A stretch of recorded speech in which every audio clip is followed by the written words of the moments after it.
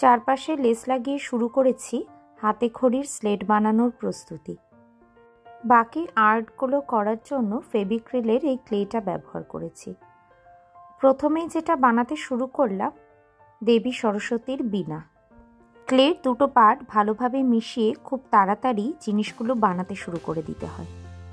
শক্ত হয়ে গেলে পরবর্তীতে আর শেপ দেওয়া যায় না। বীণার পাশাপাশি হাঁস, পলাশ ফুল, বই, দোয়াত কলম, পেন এবং আরও কিছু লেখা বানিয়েছিলাম। প্রথমে সাদা বেস কালার করে নিলে রঙগুলো ফোটাতে সুবিধা হয়। হাঁস, পলাশ ফুল, বীণা সব একে একে রং করে নিয়েছি। শুকিয়ে গেলে খালি স্লেটে বসিয়ে দেওয়ার পালা।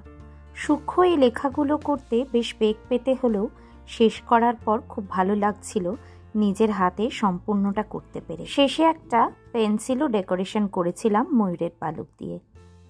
রং করার আগে কিন্তু সমস্তটা খুব ভালোভাবে শুকিয়ে নিতে হবে। হাতে খড়ির পরে স্লেটের ছবি।